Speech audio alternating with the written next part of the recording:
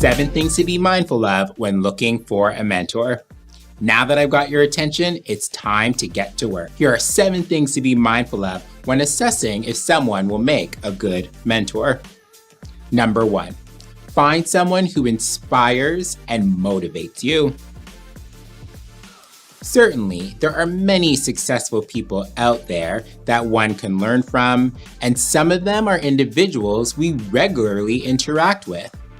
To really get a lot out of a mentorship experience though, it is wise for a mentee to work alongside a mentor that they're truly inspired and motivated by. When someone is looking for a mentor, they're looking to grow professionally and/or personally. It is difficult to truly grow and expand in profound ways if, when looking at your mentor, you don't see them as someone you wish to become more like in some fashion. Number 2, ensure your mentor has credibility. By credibility, we mean that your mentor should be someone who others respect as an expert in their field, or someone who is seasoned in the area of work that is of interest to you. When your mentor shares something with you, you want to know that the information that they share has substance by the very fact that it's coming from them. Credibility is also linked to the respect people have for someone as a leader. Ask yourself, is the person that I'm thinking of asking to be my mentor someone who is respected in professional circles? Is the person that I'm considering to be my mentor someone who is respected in their respective fields? Have they been able to reach a particular level in their work and career, thereby causing others to follow or pay attention to them? To know whether someone is respected for what they do, look to see if they're asked to speak on panels, if they've been quoted in articles, or if they've been in roles where others have had to report to them. Credibility is key when you're looking for someone to act as your mentor. Number 3, ensure the individual you want to be your mentor wants to be a mentor. There's no use convincing someone to mentor you only to realize later that they're not engaged at all in the mentorship process. You want to make sure that if you have goals and aspirations for yourself and are looking for a mentor that will help you reach your goals and aspirations, that the person is genuinely and meaningfully interested in participating in your development process. This is also important because mentorship takes work. Mentors are in a position of having to teach, and so they have to figure out ways and strategies that will help the person that they're mentoring learn. If one isn't prepared to engage in the mentorship process in this way, it will leave the mentee feeling frustrated as well as the mentor themselves.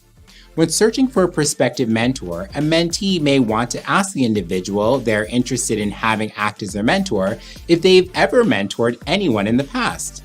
They may also ask what they might expect in terms of the amount of time that the mentor might be able to dedicate to the mentorship relationship. Number 4, are your mentor's values in check? I often say to others that our values informs our choices and actions. There can be so many values that people say they have, but when you look at their actions, you have to question whether or not they truly espouse those values. So for example, someone might say that they value their health, but when you look at their actions or choices, whether that be the foods they consume, the extent of their physical activity, how much alcohol they drink, whether or not they get enough rest, and so forth, you have to ask yourself if they truly value their health. If someone says they value punctuality, but find themselves running behind often, or find themselves a few minutes late for meetings or activities, one has to ask themselves if this individual truly values other people's time. And the list can go on and on and on. One value that is really important for a mentee to keep in mind when they're the individual that they're assessing as a possible mentor is the extent to which they value relationships. If we truly value relationships, our actions will really speak to this. Are we kind to people? That is a choice, ensuring that we're interacting with others in a way that makes them feel seen, heard, respected, and appreciated. Does someone show that they value relationships based on the time that they give to nurture their relationships? As a mentor needs to invest time in their mentee, this is an important value for a mentor to espouse. Ask a potential mentor outright what some of their values are so you can determine if there's someone who would be great to have as your mentor. Number 5, they listen attentively and give honest and constructive feedback. When engaging with a mentor, you want to know that you can be open and honest with what's on your mind without feeling like you may be criticized based on what you raise. You want to know that your mentor is someone who will absorb the information or questions that you raise and provide you with constructive feedback that'll help you on your journey. To know if someone is able to come through on this score, you may want to understand whether or not your mentor is a continuous learner. Continuous learners come to conversations with a sense of curiosity, knowing that they hear things from individuals they're engaging with that teaches them something that they themselves perhaps didn't know about. And when a mentor shows that they listen attentively and are curious, they learn information about their mentee in a manner that truly allows them to provide constructive feedback that is nuanced and tailored. Number 6, your success is their success. You want to work with a mentor who is invested in you as an investment. This may sound odd, but it's ideal for you to try to find a match with someone who sees value in your success for themselves. This will further motivate your mentor to work with you in a manner that helps you get results you're after. Human beings are more likely to work harder when they're incentivized.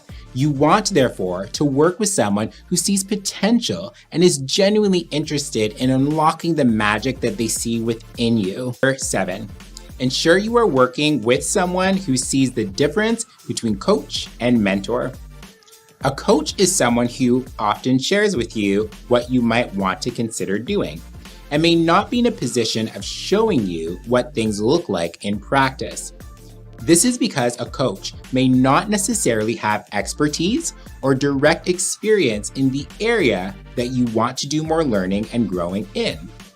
Because a mentor is someone with the experience and expertise, it is that much more important for them to show you and demonstrate the work in practice as opposed to spending time teaching and providing advice only.